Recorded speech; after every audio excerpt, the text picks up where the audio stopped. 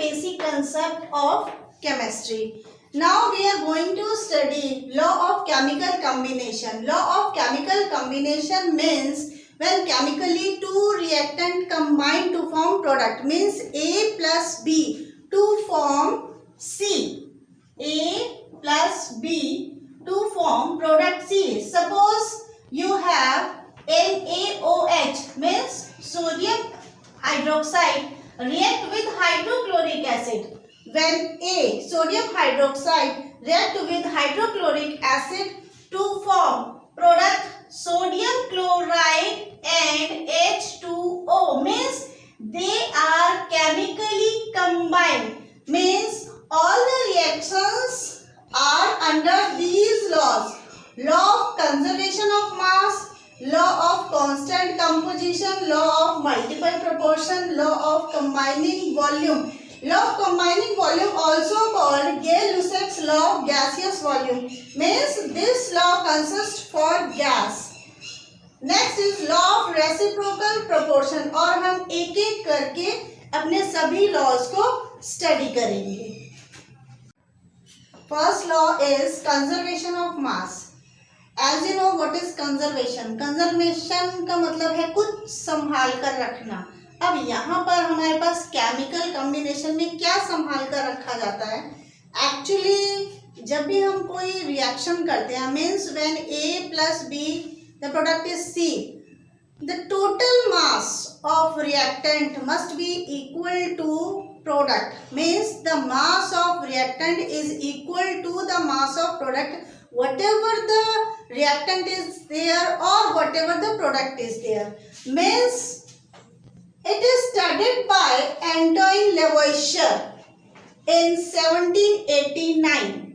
It is studied by Antoine Lavoisier in 1789. It is stated that in all the physical and chemical changes means physically appearance कुछ change हो या chemically कुछ change हो, reaction में the total mass of the reactant is equal to that of the product, or we can say that matter can neither be created nor destroyed. आप इन दोनों statement में से कोई सी भी स्टेटमेंट लिख सकते हैं.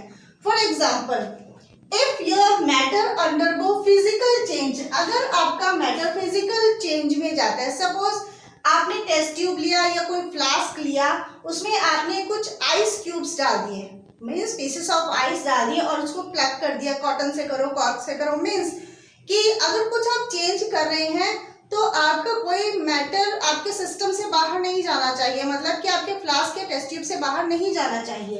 अब आपने इसको आइस क्यूब डाल करके प्लग कर लिया और इसे वे किया, सपोज करो इसका वे 100 ग्राम है. अब ये हमारा रिएक्टेंट साइड है, क्योंकि हमें क्या दिखाना है? फिजिकल चेंज, मीन्स फिजिकली कुछ चेंज करना है, केमिकली कुछ नहीं. अब आप इसे हीट कीजिए. This triangle is used for heating. इस ट्रायंगल से हमें क्या पता चलता है? हीटिंग. या तो आप हीट लिख लीजिए या ट्रायंगल सिंबल बना लीजिए. तो अब हीट कर लेते हैं अगर इसको, तो that ice cube converted into liquid portion. अब देखिए, जब आप इसे हीट करते हैं तो आपका थोड़ा बहुत जो भी इवेपोरेशन होता है, the water molecule does not escape out from the test tube और फ्लास्क. इसलिए आपका जितना भी मटेरियल है after physical change that is retained in the test tube. So after heating you will weigh again, दोबारा से आप इसे वे कीजिए तो उसका वेट क्या रहेगा? 100 ग्राम. सिर्फ क्या चेंज हुआ? फिजिकल चेंज हुआ, means solid converted into liquid. But weight before the change and after the change will be constant. Now the second example is decomposition of mercuric oxide. Now this is chemical change. क्योंकि हमारे पास क्या है? Physical and chemical change दोनों के लिए है, तो decomposition of mercuric oxide, this is chemical change. अब हमारे पास मर्क्यूरिक ऑक्साइड है. मर्क्यूरिक ऑक्साइड अगर आप हीट करेंगे that can be converted into mercury and oxygen. Before the reaction weight of mercuric oxide is 100 gram and after the reaction there are two different products. कितने? दो अलग अलग products हैं. एक का वेट है 92.6 7.4। अब यहाँ 2 प्रोडक्ट बने, अगर 2 से ज्यादा प्रोडक्ट भी बनते तब भी अगर आप इन सब के वेट का टोटल करते तो भी सेम आता उस प्रोडक्ट को, उस रिएक्टेंट के जो आपके पास है। मीन्स यहाँ अगर आपके पास 100 ग्राम है तो आपने इन दोनों प्रोडक्ट्स का एडिशन किया तो वो भी आपका क्या है, 100 ग्राम है। This is all about the law of conservation of mass. Means आपको इतना इस कंजर्वेशन ऑफ मास को याद रखना ही है। Our second law is law of constant composition or definite proportion. First of all आपको ये समझने की जरूरत है कि व्हाट इज कांस्टेंट कंपोजिशन या व्हाट इज डेफिनेट प्रोपोर्शन। देखिए कांस्टेंट कंपोजिशन में सपोज आपके पास वाटर फॉर्मूला इज H2O। क्या है फॉर्मूला? H2O। अब H2O को हम ऐसे लिख सकते हैं 2 multiply atomic weight, atomic mass of hydrogen is 1 ratio atomic mass of oxygen is 16. So this is 2:16 and we can cancel out 1:8. तो हमारा कांस्टेंट कंपोजिशन क्या हो गया? 1:8। मीन्स आप वाटर कहीं का भी लीजिए, रिवर वाटर लीजिए, रेन वाटर लो या पॉन्ड वाटर लो, कहीं का भी आप वाटर लो तो फॉर्मूला इज H2O। इसका मतलब ये है कि जो कॉम्बिनेशन है हाइड्रोजन और ऑक्सीजन का will be same. Means water H2O means 1:8। हमेशा हाइड्रोजन के 2 पार्ट और ऑक्सीजन का 1 पार्ट, और आपके पास 1 part by mass of hydrogen and 8 part of oxygen is always constant. So the law of constant composition was discovered by J.L. Proust in 1799। J.L. Proust ने discover किया था 1799 में।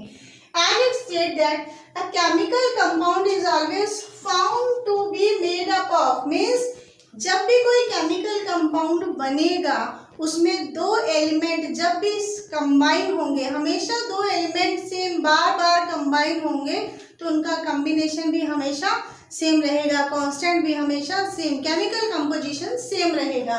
Means chemical compound is always found to be made up of the same element. एक जैसे element, जैसे H2O बोला तो means hydrogen oxygen हमेशा सेम एलिमेंट कंबाइन होंगे together in same fixed proportion by mass भी आपका सेम रहेगा। जैसे H2O में 2 atom hydrogen and 1 atom of oxygen, तो फिर हमारे पास मास क्या हो गया? By mass hydrogen by mass 2 part and oxygen by mass 16 part, और we can say that hydrogen by mass 1 part and oxygen by mass 8 part. For example हमारे पास जैसे कार्बन डाइऑक्साइड है, you know that carbon dioxide is made up of carbon and oxygen. Means what is the mass of carbon? Mass of carbon is 12 and atomic mass of oxygen is 16.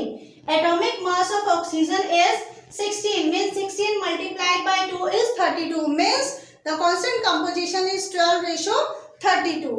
अब we can calculate 4 3s are 12 and 4 8s are 32 means this is the constant composition by mass, carbon having 3 parts and oxygen having 8 part. हमेशा CO2 का combination 3:8 ही रहेगा।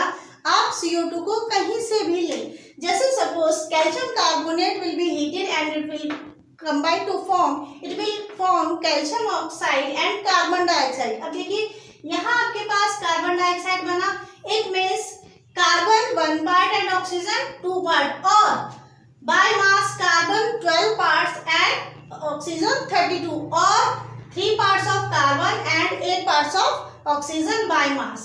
Here again second equation is carbon is combined with oxygen to form CO2. Here again the formula is same. So the combination या constant composition is same. Calcium carbonate react with hydrochloric acid. Here CO2 is also formed, यानी CO2 तीनों reactions में आपको CO2 बना हुआ है। इसका मतलब ये है कि 1 part of carbon combined with 2 part of oxygen और 12 part of carbon biomass react with combined with 32 part of oxygen and the 3 part of carbon biomass combined with 8 part of oxygen. Now limitation, कौन सी ऐसी बातें हैं या कौन सी ऐसी चीजें हैं जिन पर ये लॉ एप्लीकेबल नहीं होता? अब हमारे पास सपोज करो हमारे जो भी पीरियोडिक टेबल है उसमें आइसोटोप्स के लिए कोई स्पेस नहीं है, means there is no space for the isotopes. जैसे सपोज करो अगर हमारे पास हाइड्रोजन है, हम वाटर ले रहे हैं, तो वाटर का जो हम आइसोटोप यूज कर रहे हैं 1 वाला यूज कर रहे हैं, सिंपल हाइड्रोजन। 2 और 3 वाला हम यूज नहीं कर रहे हैं, मीन्स H2O में जो आप हाइड्रोजन लिखते हैं ये वाला यूज करते हैं। हाइड्रोजन में आइसोटोप्स ये वाला है, इन दोनों के लिए हमारे पास हमारे पीरियोडिक टेबल में कोई स्पेस नहीं है। इसका मतलब ये है कि this law is not applicable when you are using different isotopes. Same element के डिफरेंट आइसोटोप्स यूज करो। अब हमें ये पता है कि हमारे पास कार्बन के 2 आइसोटोप्स है, कार्बन 12 एंड कार्बन 14। हम जो CO2 रिलीज करते हैं, जो CO2 हम रिलीज करते हैं उसका आइसोटोप 12 है, मीन्स हम कार्बन 12 यूज करते हैं, यानी 12:32। अब अगर हम कार्बन 14 यूज करें तो 14:32 हो जाएगा, मीन्स यहाँ पर जब आपने आइसोटोप कार्बन 14 यूज किया तब ये लॉ एप्लीकेबल नहीं है। सेकंड थिंग, अगर आपके पास ये कोई मॉलिक्यूलर फॉर्मूला है C2H6O, अब C2H6O means carbon ratio hydrogen ratio oxygen, carbon C6 means 12 into 2 24, hydrogen 6 means 6, oxygen 1 atom, so 16 atomic mass. अब देखिए इस फॉर्मूले से आपके पास 2 different types of compound will be form. First is CH3OCH3। CH3 देखिए C यहाँ पर कितने हैं, 2 हैं, H कितने हैं, 6 है और 1 ऑक्सीजन है, तो ये भी फॉर्मूला है। लेकिन ये किस चीज का फॉर्मूला है, एसीटोन, एसीटोन का, या आप इसे बोल सकते हैं प्रोपेनोन। और दूसरा फॉर्मूला क्या बनता है, C2H5OH। मतलब देखिए C2H5 + 1 6 और 1 O। अब इसके लिए भी यही है, लेकिन अगर इसका रेशो और इसका रेशो अलग अलग देखा जाए तो हमारे पास अलग अलग निकलेगा, लेकिन ये फॉर्मूला हमारे पास अलग है। दिस इज कॉल्ड एल्कोहल और this is called ethanol. This is all about the law of constant composition. Most probably आप अगर कितना भी लर्न रखें, कितना भी याद करें, लेकिन कम से कम आपको इतनी चीजें तो याद होनी ही चाहिए। Our next law is law of multiple proportion। अब मल्टीपल प्रोपोर्शन से अगर मैं आपको डेफिनेशन डायरेक्ट समझाऊंगी तो शायद आपको समझ नहीं आए, तो पहले हम क्या करते हैं, एग्जाम्पल समझते हैं। अगर हम एग्जाम्पल समझ पाएंगे तो हम ये डेफिनेशन आराम से समझ पाएंगे। सपोज हमारे पास कुछ कंपाउंड्स हैं नाइट्रोजन एंड ऑक्सीजन के। There are some compounds formed of nitrogen and oxygen. First is N2O. This is called nitrous oxide. N2O is called nitrous oxide. It is also called laughing gas. Second is NO, nitric oxide. Second is nitric oxide. Next is N2O3, dinitrogen trioxide. Again nitrous oxide, N2O nitrous oxide, NO nitric oxide, N2O3 dinitrogen trioxide. Next N2O4 dinitrogen tetraoxide। और अगर हम इसे cancel out करें तो 2 is common, दोनों में 2 common है, तो आप इसको NO2 भी लिख सकते हैं। Next is N2O5 means dinitrogen pentoxide. There are some compounds which is made up of only nitrogen and oxygen, means कुछ ना कुछ तो रिलेशन होना चाहिए इन कंपाउंड्स के बीच में। अगर हम अकॉर्डिंग टू फॉर्मूला चले, जैसे सपोज करो what is the atomic mass of nitrogen, that is 14। Atomic mass of nitrogen is 14, तो आप 14 को 2 से मल्टीप्लाई कीजिए 28, और ऑक्सीजन का atomic mass 16 means 28:16। Next here 14, next में यहाँ 16, फिर N2O3, N2 28 and oxygen is 48. Next N2O4 28 64 and next 28 18। ये तो हमने सिंपल रेशो लिख लिए, फिर हम कोई भी इनमें रिलेशन कैसे निकाल पाएंगे। सपोज करो हमने एक पार्ट को कांस्टेंट रख लिया, सपोज हमारे पास नाइट्रोजन है, तो नाइट्रोजन एक एटम का एटॉमिक मास हम कांस्टेंट रख लेते हैं, मीन्स नाइट्रोजन का कांस्टेंट 14 रख लेते हैं, सिर्फ 14, तो उसके अकॉर्डिंग हमें ऑक्सीजन को भी कांस्टेंट करना पड़ेगा। अगर हम यहाँ पर नाइट्रोजन को कांस्टेंट करते हैं तो ऑक्सीजन का हमारे पास इसका हाफ हो गया। नाइट्रोजन अगर हमने इसका हाफ लिया यानी 14 लिया तो हमें ऑक्सीजन को भी हाफ करना पड़ेगा। अगले में ऑलरेडी नाइट्रोजन 14 है, आपको इसको हाफ करने की जरूरत नहीं है, तो ऑक्सीजन को भी आपको हाफ करने की जरूरत नहीं है। नेक्स्ट वाले में हमने लेना 14 है तो आप ऑक्सीजन का भी हाफ कर लीजिए, 48 का हाफ 24। अब नाइट्रोजन का अगर हमने 14 लिया है तो आपको ऑक्सीजन का भी हाफ करना पड़ेगा, 64 का हाफ कितना हो जाएगा 32। नेक्स्ट 80, अब नाइट्रोजन का आपने 14 लिया है तो फिर ऑक्सीजन का आपको हाफ करना पड़ेगा यानी कि 40। अब देखिए यहाँ पर एक एलिमेंट के वेट को, एक एलिमेंट को कांस्टेंट रखने पर दूसरे को आपने हाफ करके कांस्टेंट रख लिया।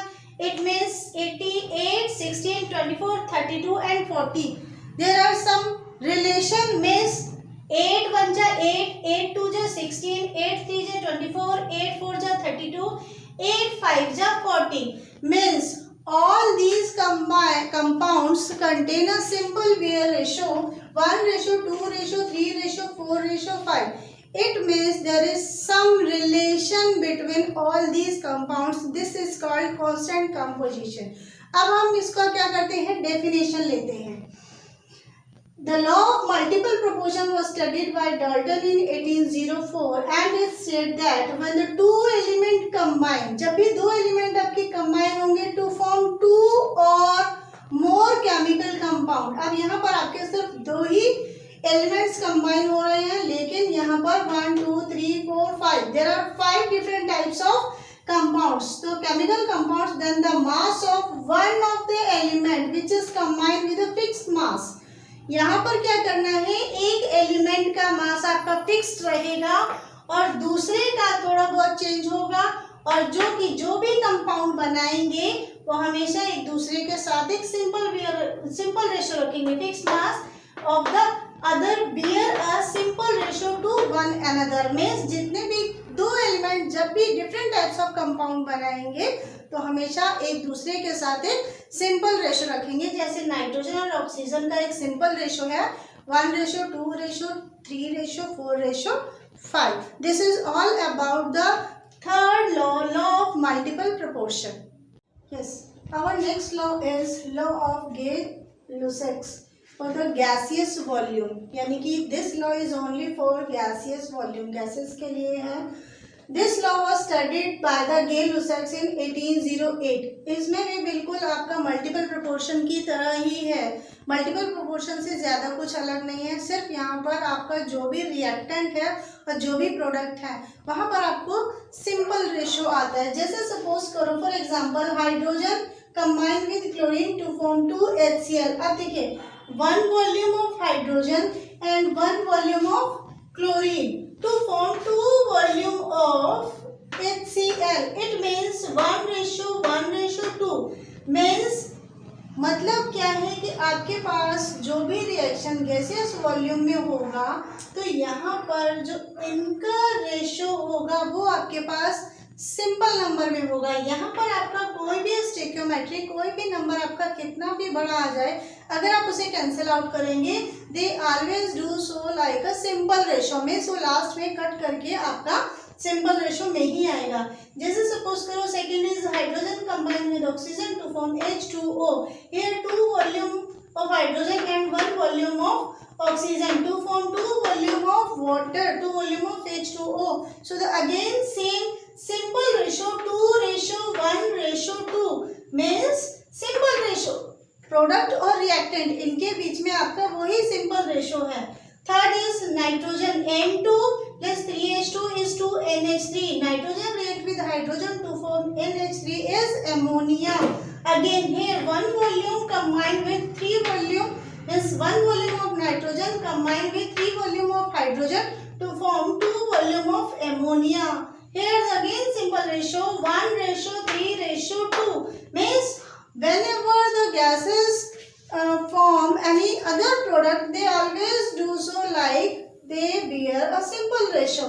When the gases react together, जब भी आपके गैस रिएक्ट करेंगे एक दूसरे से, दे ऑलवेज डू सो, वो हमेशा कुछ इस तरीके से करेंगे जिसमें वॉल्यूम, जो भी इनके वॉल्यूम होंगे, विच बियर अ सिंपल रेशो, जो सिंपल रेशो होगा टू वन अनदर, आपस में भी and the other the volume of the product, और प्रोडक्ट के साथ भी, मीन्स आपस में रिएक्टेंट का आपस में एक सिंपल रेशो होगा और प्रोडक्ट का भी ऐसा ही एक सिंपल रेशो होगा. This is all about the law of chemical combination.